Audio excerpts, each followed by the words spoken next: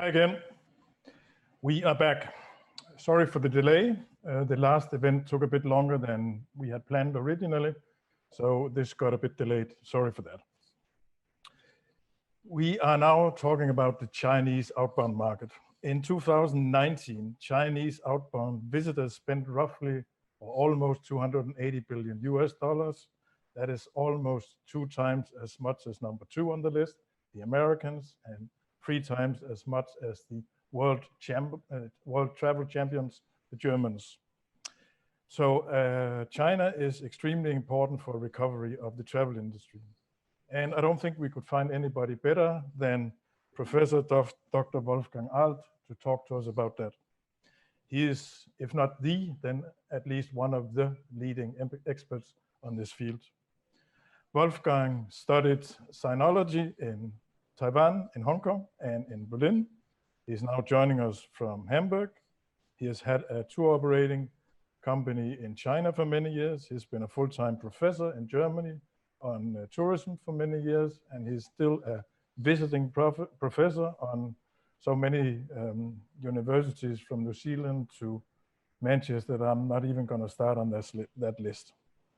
He's widely published author on China, on Chinese tourism, and today his main focus is on Coatry.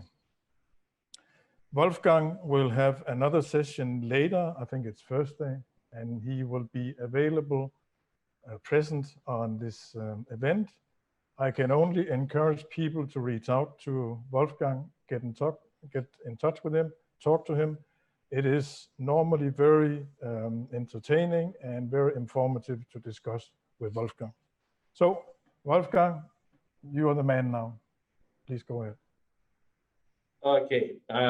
First of all, Jan, thank you very much for your very kind words and for putting the hurdles so high. So now I will try my best to fulfill the expectations. And of course, thanks for you to inviting me. Thanks to everybody taking the time.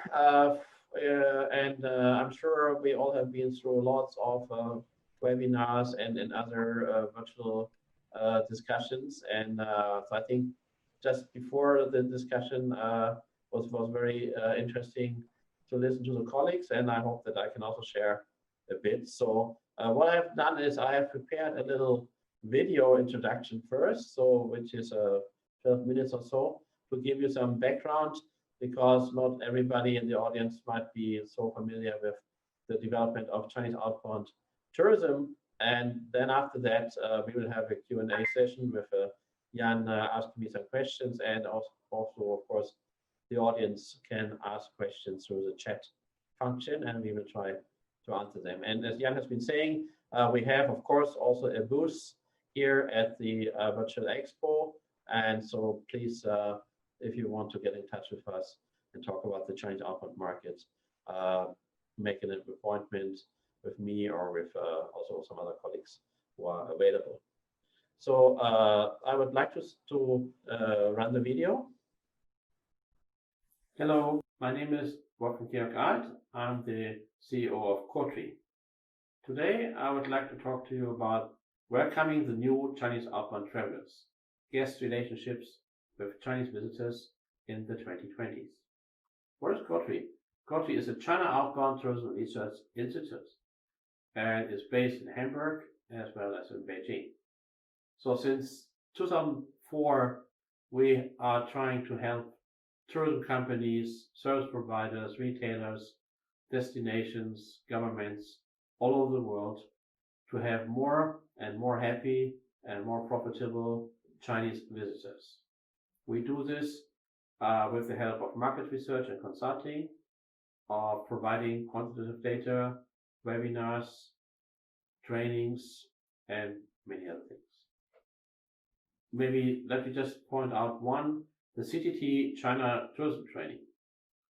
This is a training for online usage we have done in 5 tracks together with the Hong Kong Polytechnic University School of Hotel and Tourism Management, which is the #1 ranked in Asia. This program offers on 5 tracks a lot of information and a lot of best practice examples for the fields of hospitality, destinations, retail, attractions, and transportation. If you allow me a few words about myself. So I'm the founder and CEO of Kotwe. I've been working with China since 1975. First time I visited China was in 1978. And in the 1990s, I used to be myself a inbound tour operator bringing Chinese delegations to Europe. Since 2002, I have been, until a few weeks ago, a professor for international tourism management, and since 2004, and still going strong, I've been the CEO of Kotwe China Outbound Tourism Research Institute. If you can see on the slide, also over the years, I have collected a few hats and job titles, including being a fellow of the Royal Geographical Society, but also, for instance, a member of the expert committee of the World Tourism Cities Federation. So let's talk about trends in Chinese outbound tourism before and after the virus SARS-CoV-2. So maybe many of you have seen this graph in one form or another before. So China, of course, started 20 years ago from having just 10 million outbound travelers, and of these 10 million, more than 7 million just went to Hong Kong, Macau, or Taiwan, what we call Greater China.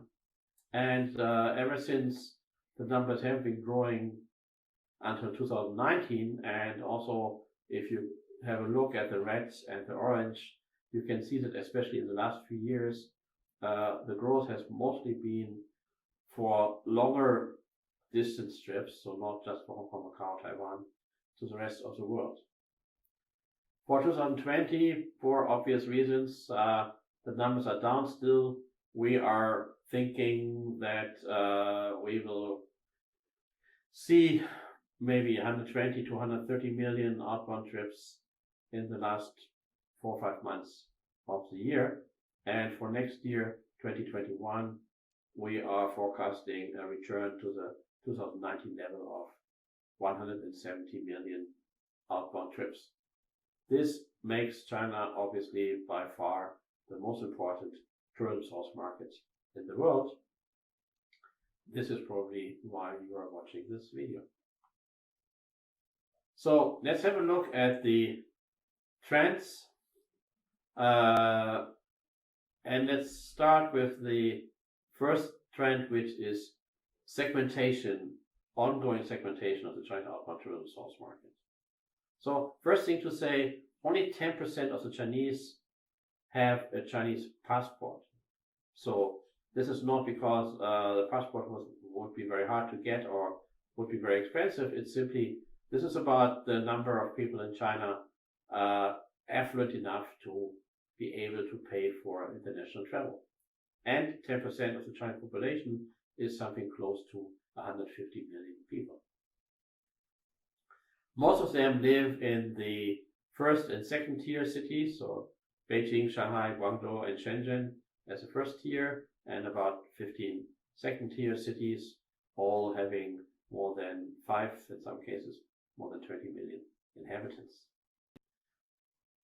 However, the people living in lower tier cities are catching up, and we can see the highest growth actually is in the lower tier cities, who will certainly also be starting to travel again once the virus is over. In the forms of travel, it is very likely that family trips in the post-virus times will gain further importance, as the family solidarity has been strengthened through the months of the lockdown in China. And the good news is that also 75% of the Chinese are saying the reason they are not traveling internationally is that they can't afford it, but if they have the money, one of the first things they will spend their money on is international travel, to see the world with their own eyes.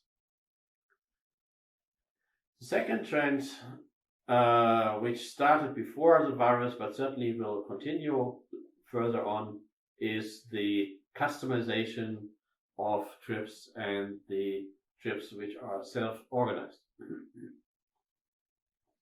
So it used to be that you had this idea of the package tour groups jumping out of a bus, taking a quick picture, not really caring where they are, speaking no English, insisting on Chinese food, and so on. And on the other hand, the FITs, individual travelers, who would be more interested in their surroundings and speaking English and eating local food.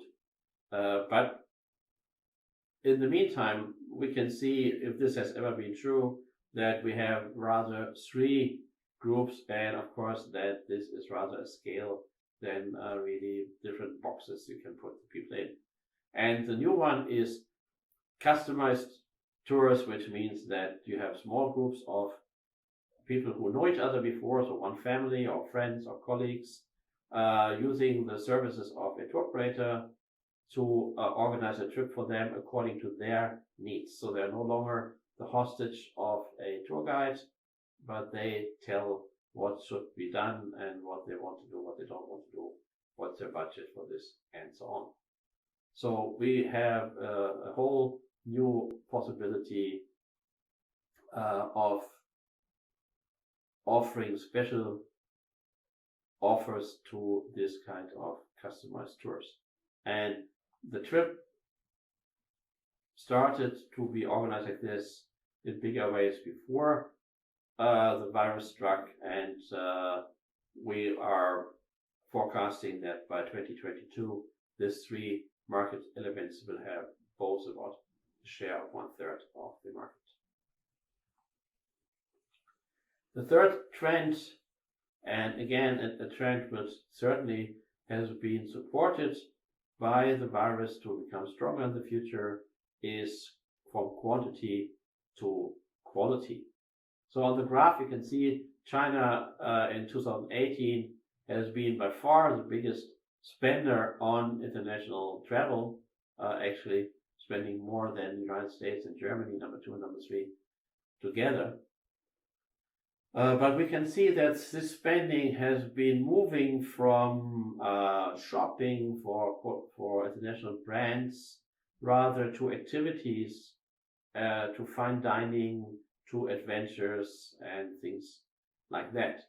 So, and again, offering a chance for specialized companies to get Chinese customers for their product, especially if it is less bling bling, less superficial and more connected to the real life of the destination.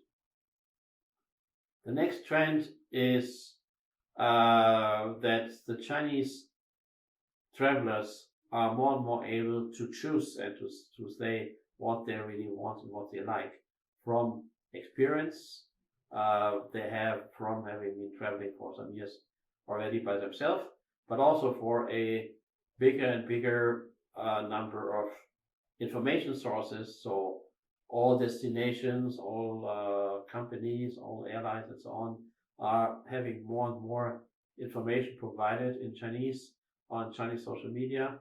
You have also more and more travel bloggers or other celebrities traveling around. You have TV programs about that.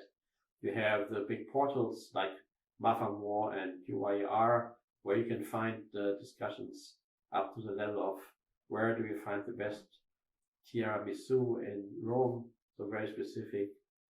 So this is all exploding, and the Chinese can know from experience and from the big sources of information what they really want. And post-virus safety and hygiene will certainly, at least for some time, high on the agenda, so that the Chinese will see what are you doing. So this is certainly something you have to do and to talk about, and of course you have to be seen as a trustworthy source of information. The fifth trend, again, during the lockdown, having been pushed even further, is technology usage and cashless payment. So technology has been successful in overcoming language problems to a big extent. So you have apps or you have special devices which can be used to speak in Chinese and have the machine talking in English or in other languages. And the quality of this has been improved quite a lot, so that nowadays the language problem, maybe not in translating a poem, but at least in saying we want a double bed and not twin beds, or where is the way to the railway station. This can all be translated now in quite good quality, or you can have an app which translates the menu in a restaurant. If you hold your smartphone over it automatically into Chinese. For mobile payment, it's even another story that in China now this is absolutely reigning supreme. So if you work with Chinese tourists, you have to accept Alipay and WeChat Pay and Union Pay wallet and so on. So Chinese are not used anymore to use cash. They didn't have much of credit cards, so they jumped directly from cash to cashless. And if you don't accept mobile payment, maybe your customers from China will just go away. And of course, with hygiene, anxiety that maybe the virus can be carried on a bill, and with being locked up at home during quarantine, these cashless payment, which was already very important before in China, has become even more important now. The last trend I want to talk about now is the question of visa and transport. So, and this is the only trend where obviously there has been a reversal of the trend. So in the last couple of years, more and more countries opened their borders for Chinese so that they could travel either visa-free or a visa on arrival or an electronic visa or a multiple entry visa, making it easier and easier for Chinese to travel. At the same time, you had a huge increase of air connections, especially from second-tier airports outside of China into second-tier airports in China, making it also more convenient for those Chinese not living in the first-tier cities to travel directly to some smaller destinations in Asia, in Europe, in other parts of the world. And as this has changed, so at the moment we are seeing, happily enough, the reopening of many borders across the world, but still for Chinese travelers, the fact remains that when they travel abroad and come back, that they have to go into a 2 weeks quarantine after returning to China, which is making it almost impossible for most Chinese to travel, especially for leisure reasons, because they just don't have the time nor the wish to have yet another 2 weeks of quarantine. So in China, domestic air transport is almost back to normal. In China, hotel occupancy rates are moving towards 60% again. But for international travel, it will certainly take some time before visa-free regulations are back, or before airlines can provide the same level of air connectivity as we had reached in 2019. So, as a little summary, the basic trends, as we have seen for Chinese outbound tourism, will continue. And many of these trends have been just pushed further by the virus, which has been playing the role of the catalyzing the development even further. The only exception we just talked about is visa and air connectivity, so that might make it a little bit more slower and less convenient for Chinese to travel abroad for quite some time.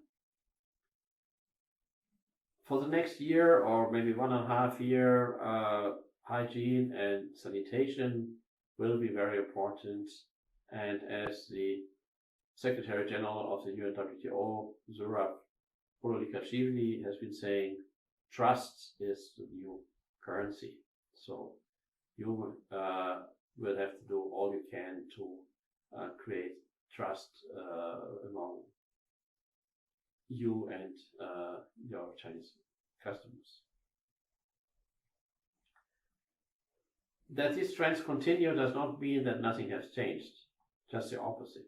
So a lot of trends in China we can see in the way of taking more care of your family, taking more care of what you really want to do, of being a bit less superficial. So all more specific offers for the family, for nature, for authentic experiences, for slowing down in general, for learning something, for having health trips, educational trips for the child or the children in the future. All this has become even more important, and all this, of course, is offering also new opportunities.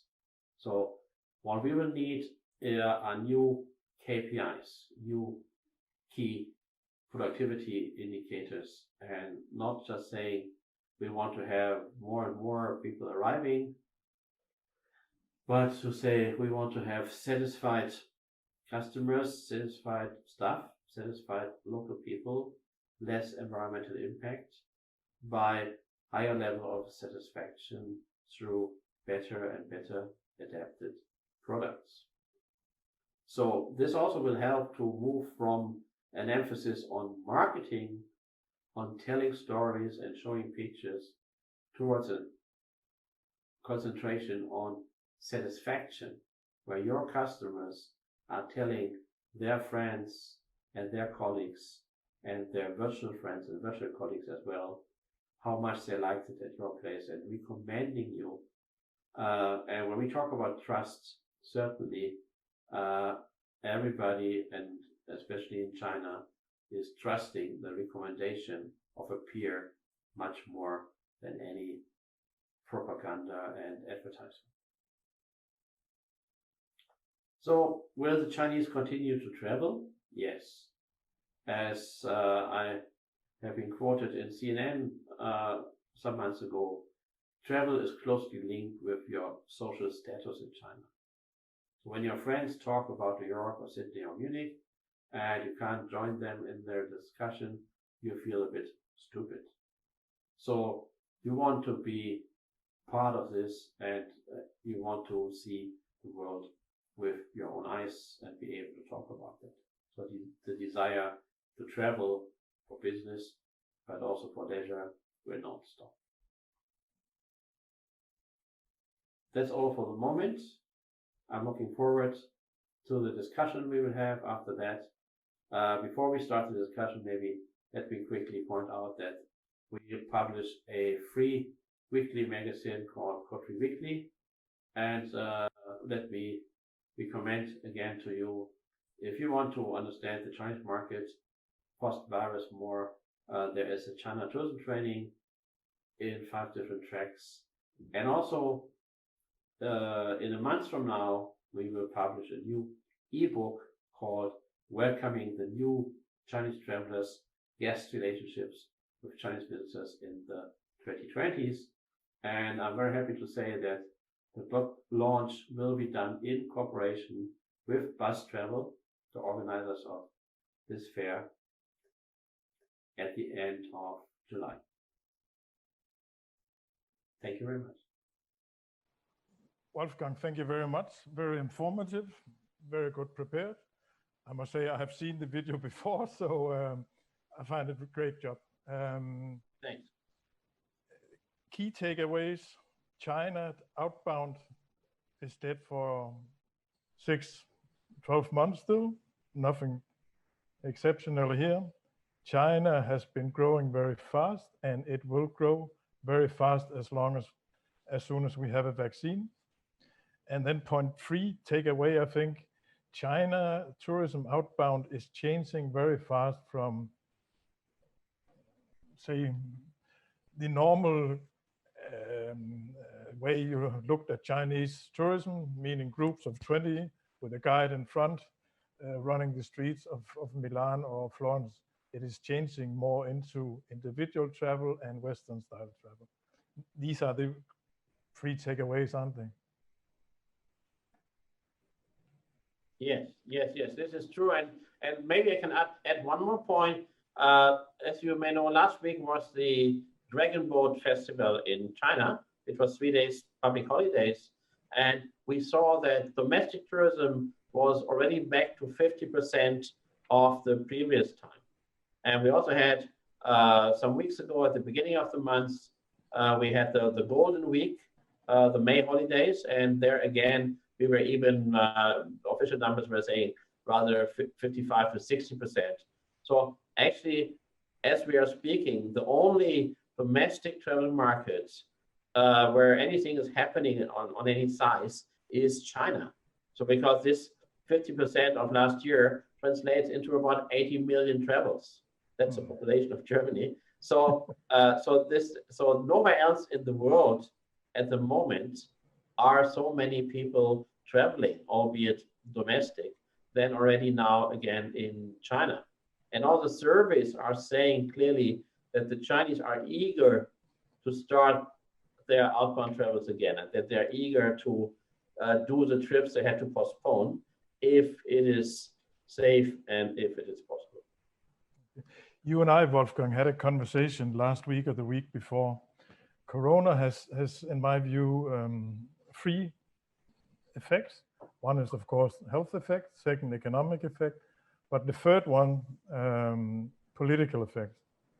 There has been a lot of headwind, particularly from the American administration, but not only. Gro Harlem Brundtland, the former Norwegian prime minister and former head of the WHO, said that the way the Chinese handled this virus, the way they handled the information policy wasn't correct.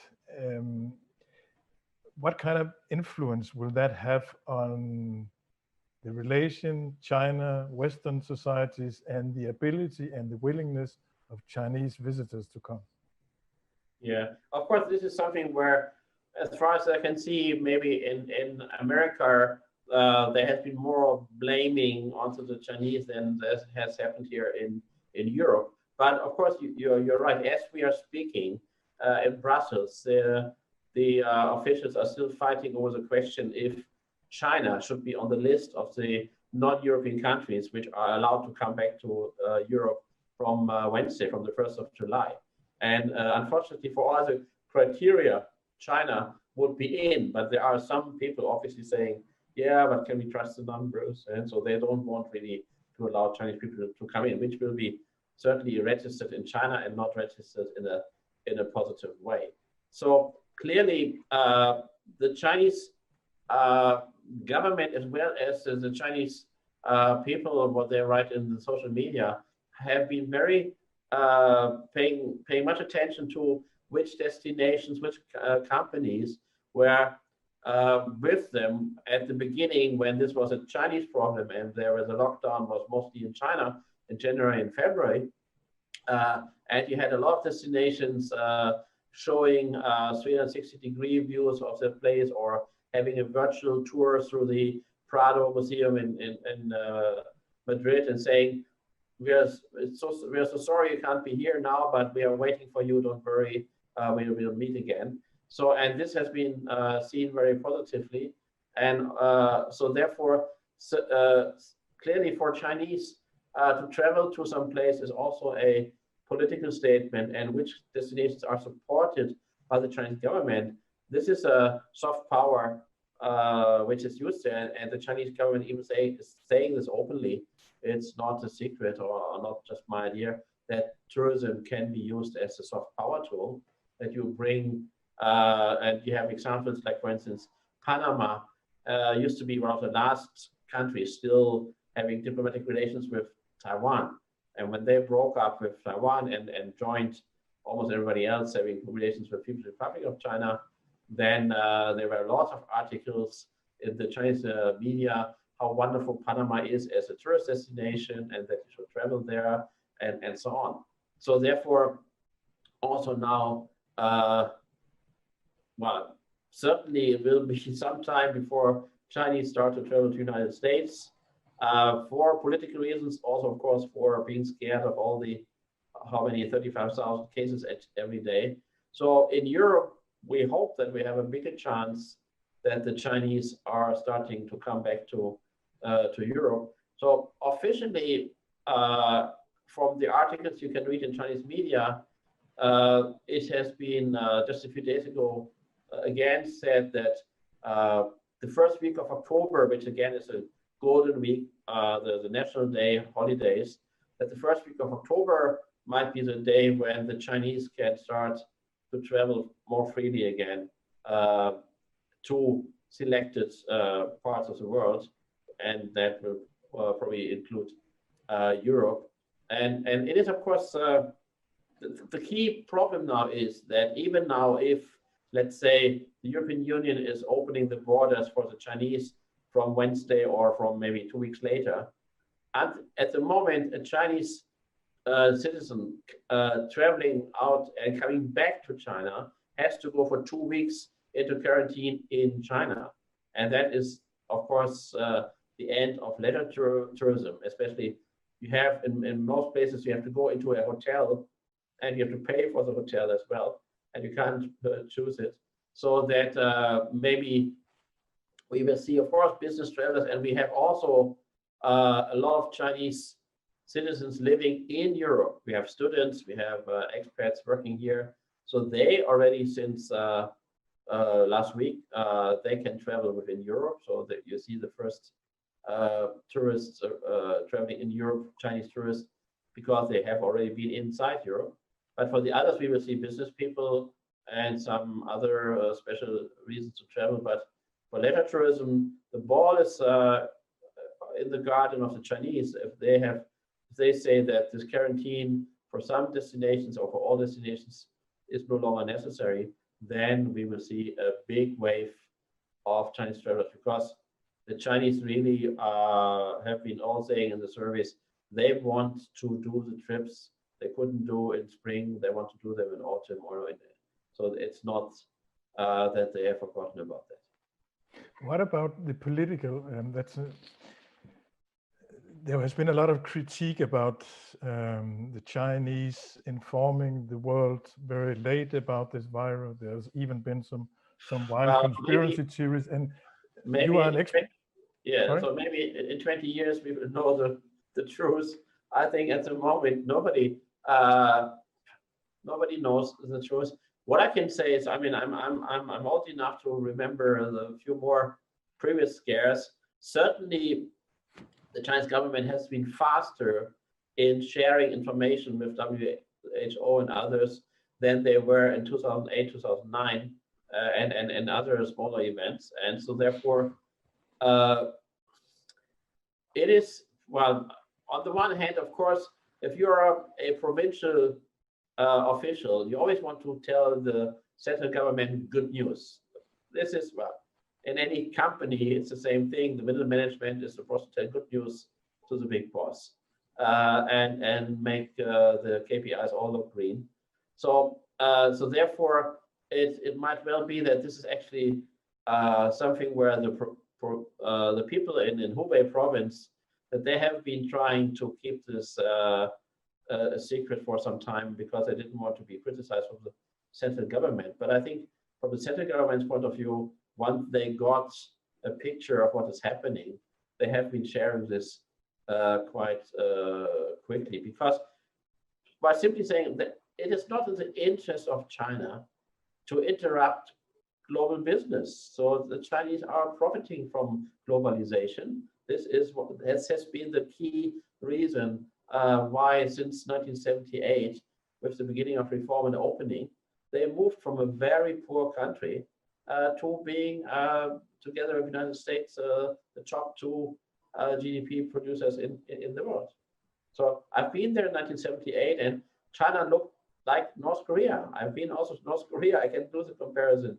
So China was so poor, and now if you go there, wow, this is unbelievable. So therefore, why should China support the spreading of a virus, which is obviously you cannot handle it, that is only for a specific kind of people once it's out in the open, and also why it's interrupting a situation which was and is positive for China. Oh, okay. So you don't see any attempts of hiding anything? It's more about the little guy on provincial level being a bit afraid, being a bit too slow to communicate it to the central. I think, of course, it was, you have to see the timing. This was just before Chinese New Year. So where people also, well, this is like, I don't know, 20th of December for Christians, for the Western world. So you don't want to have a big crisis spoiling your Christmas holidays. So you rather hope it will go away again. It will not be so serious. But I think anyway, for the development of global tourism, it doesn't matter.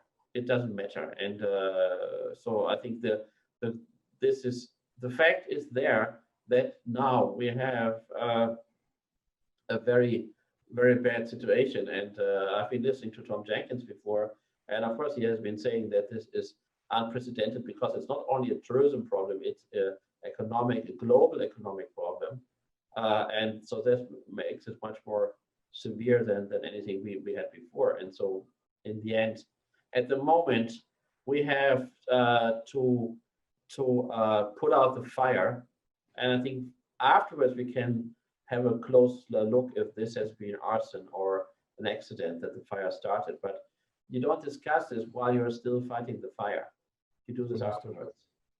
You said domestic traveling has started in China. What is taking place? What is the volume? Where are they traveling? How? So there has been for the May holidays, or end of April, people were allowed to start to cross provincial borders. And of course, we have to keep in mind, one province in China is as big as one state in America or one country in Europe. So this is each 50, 80 million inhabitants and so on. So since May, they can travel within China rather freely. There have been the exception recently now with Beijing because they had some outbreak there. So Beijing has been kept out of the game in the last couple of weeks. But so as I said, we had about 80 million travels. Many people this time, or more people than before, preferred self-drive, so going with their car.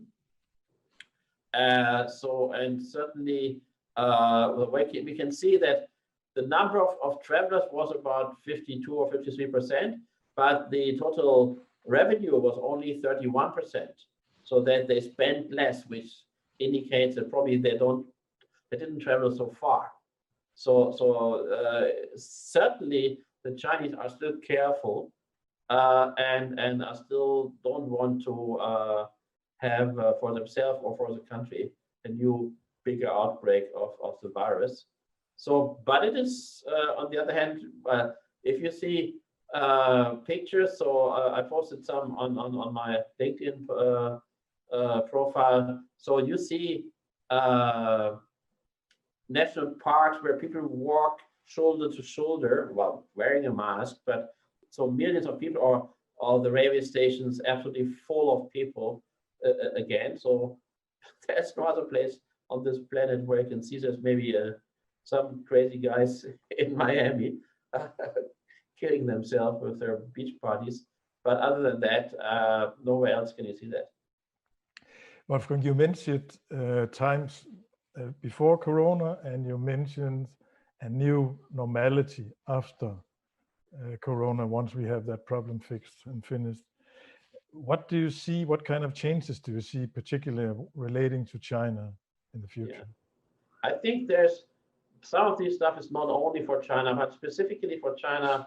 you see that I think a lot of Chinese and a lot of surveys are showing that are feeling not so easygoing anymore in spending lots of money on luxury stuff, on Gucci bags or whatever. So as if there's no tomorrow, or because they think, oh, tomorrow will be even more money coming in. I don't have to save money. I can do whatever I want. So that also in China, people have become a bit more careful with their life, having had the experience how fragile and how precarious it is, how short it is, and that you should probably do something meaningful with your life. And so this, what I mentioned in the little video, the idea, more interest in nature, in your friends and family, your loved ones, less interest in bling bling shopping and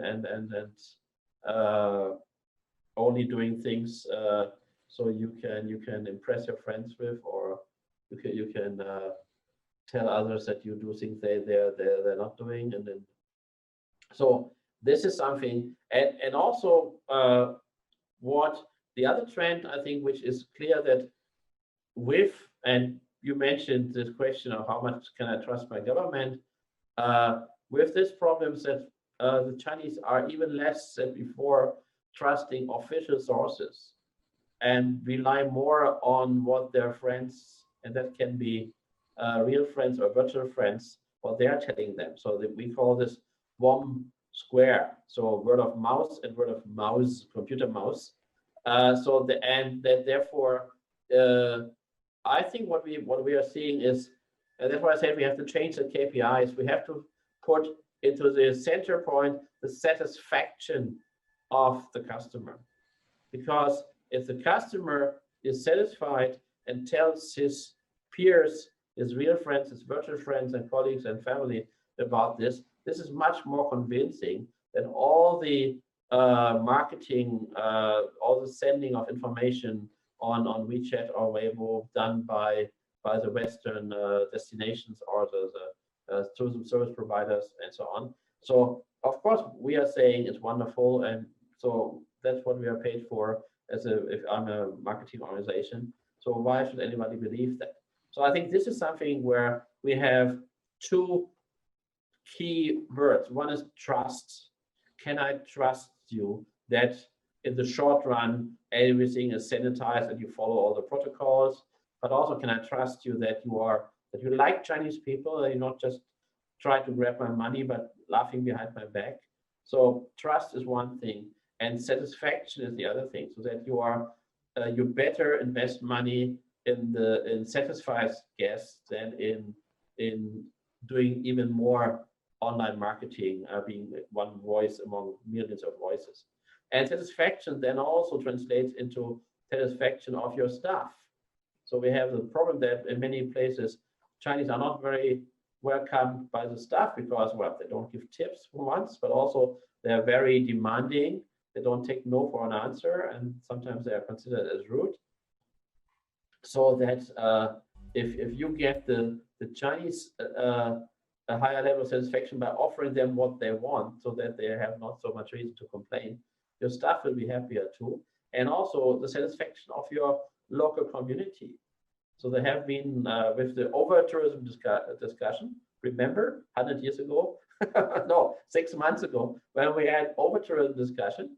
So the Chinese were often being seen as a culprit, as the problem, because they are so visible, that we were saying, oh, these guys, the locals were starting to spray on the wall in Barcelona, death to all tourists, or tourists out, so that also if you have more satisfied customers and staff, also the locals will see the value of having guests. So you need to come back to what this is all about. This is a host-guest relationship, so that you don't treat people as number 752, this guy is room 752, but as a person. So of course you cannot go back to medieval times, but still that you make customers. And the Chinese are even, as I said, even more anxious about this, that you don't do that, that you treat them as people, as guests, and you're happy that they're there. Because Chinese in many surveys and in many focus groups we did, they're always saying, well, I'm really afraid that you see me as a walking wallet. You see me as a source of lots of money, but then you don't respect me as a person. Or if you want to do something for the Chinese market, you are hanging up hundreds of red lanterns, which from a modern Chinese point of view is just kitschy. So this is like Chinese restaurants are decorated like that. So this is not what the Chinese would think of being taken serious. Not at all. Wolfgang, we have a question here from Ton Verheike. I hope that's pronounced halfway correct. It sounds like a Dutch name. What about Chinese going to Africa? Good How do you look question. at that? Good question. Yes. There has, of course, in the past, many Chinese have been traveling to Africa. But first of all, there are, of course, like 1 million Chinese working in Africa. So there has been lots of investment. But also for leisure tourism, traditionally there were 3 main destinations: Egypt, Kenya, and South Africa. And all 3 of them had their problem. Obviously, Egypt with all the civil war and the military regime. Kenya had some incidents of terrorism, some shooting in some shopping malls and so on. And also, even so, it's East Africa still connected to Ebola scare. And South Africa had a decrease of arrivals last year because of safety of people being robbed and mugged and even maybe killed. So that and now with the virus and with Africa having the image, I don't know enough about the reality, but having the image of being a place with very bad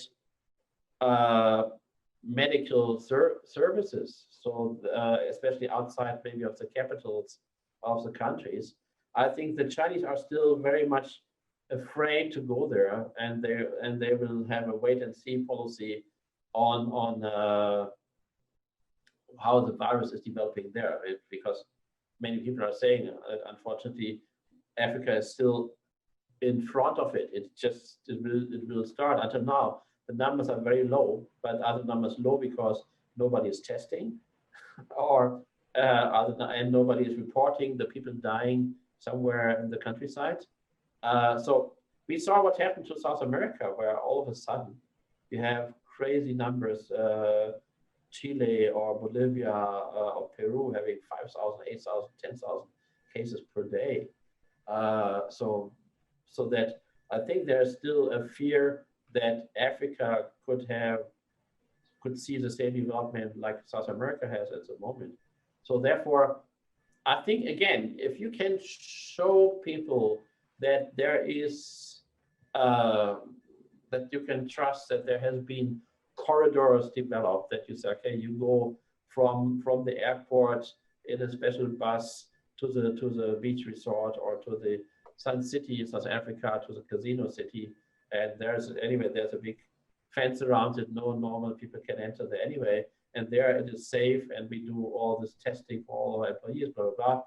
Then it might be that you can get customers for this, but I think in the end it will all depend on the question: when do we have at least a pill which helps you for at least from not dying from it, and then we have a vaccine. We have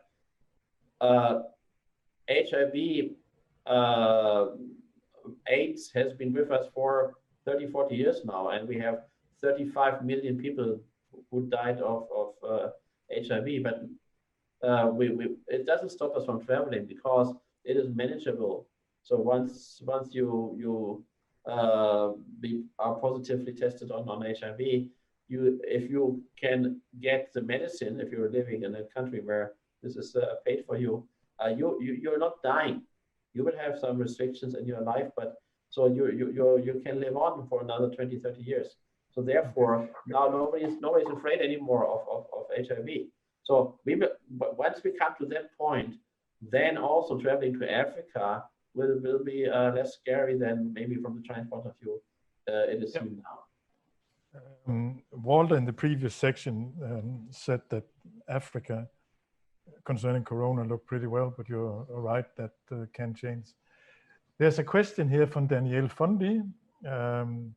China and the use of tourism as a soft power.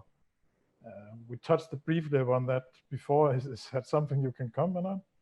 Yeah, well, I think certainly this will happen. Certainly, the Chinese government will give preferable treatment to those companies which have, in the first months of the year, been helpful to China. And where we can see that, for instance, with South Korea, there is already an agreement for business people or some other important trips to do, that they have the special green channel, or what is it called? They have something similar with Singapore, so where they are already saying, okay, these guys are important and we have good relations with them, so let's organize something. And I was told that behind the scenes, for many other countries, there are this kind of bilateral discussions going on that you can have, and we have, for instance, even American airlines and all, but also European airlines are allowed more flights to China again now. So yes, this is something which will be done, and of course, this soft power can be done positively. That, I don't know, somebody traveling to Serbia, the best friend of China and Europe, then they might be saying, okay, if you only travel to Serbia and nowhere else, then you don't need quarantine when you come back to China. And well, with the United States, probably, yeah, they will say the opposite. Or Australia, I mean, this is clear now. The Australians have said, we won't let any Chinese in until the end of the year. And we also, we want to have more question asked about, did you tell us early enough about the whole thing? As a result, some Chinese officials have been saying, well, it might be that the Chinese don't want to travel to Australia anymore because they're not happy with being so unfriendly to us Chinese people and saying so bad things about us. So yes, of course, this is, and in 2018, when the Chinese tourism ministry was officially started, before it was only an administration, now it's a Ministry of Culture and Tourism, and the official reasoning why they did this. This was said, this is to increase the influence of China in the world.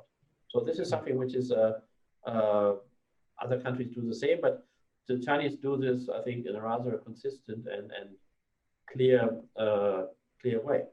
And so I see there's another question about Iran. Yeah. So and this is, yeah, for Iran, of course, it will certainly. Iran is a very nice destination for Chinese people. It's not so far away. You only need 5-6 hours to fly there.